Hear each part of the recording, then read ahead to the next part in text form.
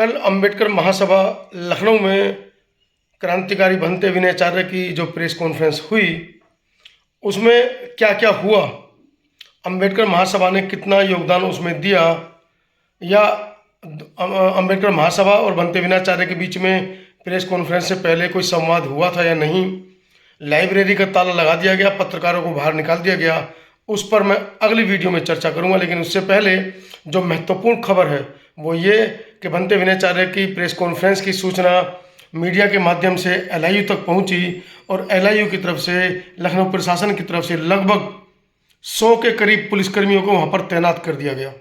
आप सोचिए, एक प्रेस कॉन्फ्रेंस, भंते विनयाचार्य का कहना था कि मैं अंबेडकर महासभा में आया हूं, बाबा साहब के चित्रों पर पुष्पांजलि करूंगा, और उन्होंने की भी। और साथ ही साथ जब मैं अंबेडकर महासभा आया हूं तो पत्रकार भी कुछ सवाल पूछना चाहते थे, तो मैंने कुछ पत्रकारों को सूचना दी, तो वो मुझसे मिल सकते हैं। लेकिन वो सूचना इतनी फैली कि मैंने अपने जीवन में आज तक किसी भी कार्यक्रम में, किसी भी प्रेस कॉन्फ्रेंस में इतनी भारी संख्या में मीडिया का जमावड़ा नहीं देखा जितना जमावड़ा कल अंबेडकर महासभा में। हो सकता है कि शायद अंबेडकर महासभा का ये जो कल की प्रेस कॉन्फ्रेंस थी वो अपने आप में ऐतिहासिक प्रेस कॉन्फ्रेंस थी कि लगभग 80 से 100 के बीच में पत्रकार वहां पर पहुंचे थे। आइए दिखाता हूं पूरी वीडियो।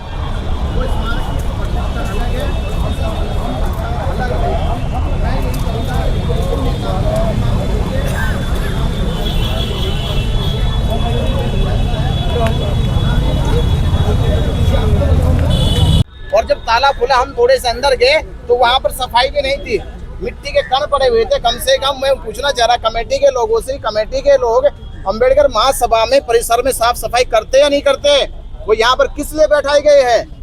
तो पूरा ये अंबेडकर महासभा की जो कमेटी है, मैं उनसे अनुरोध करूंगा कि वो इस पवित्र स्थल का संरक्षण अच्छे से करे और लोगों की आस्था की भावना की कदर करे। कहीं से भी कभी भी कोई लोग आ सकता तो कम से कम उसकी आस्था जो विश्वास लेकर आया वो यहाँ आप अपने कम से कम दर्शन करके वापस लौटे, ऐसा उनके साथ ना किया जाए।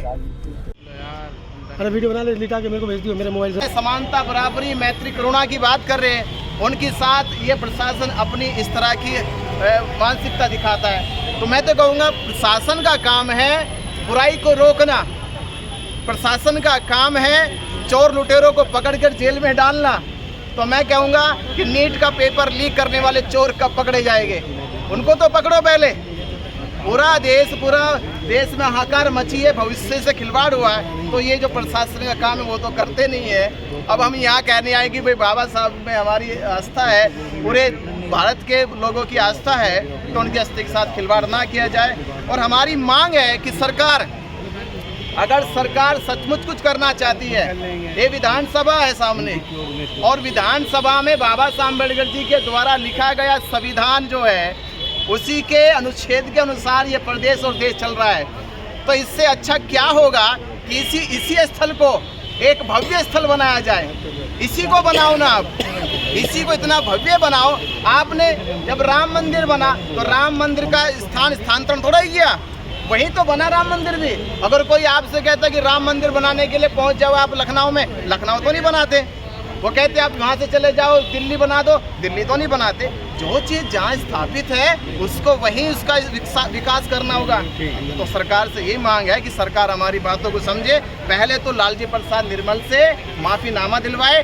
सरकार द्वारा जो भी अगर इस तरह की कोई भी ऐसी गलती की जा रही है तो सरकार अपनी गलती पे माफ़ी मांगे और ये घोषणा करे कि बाबा साहब अम्बेडकर महासभा में जो अस्थि कलश स्थापित है यथास्थिति बना रहेगा, अन्यथा ये समाज सरकार के खिलाफ बहुत पूरे प्रदेश में और देश में बड़े मोर्चे निकाले।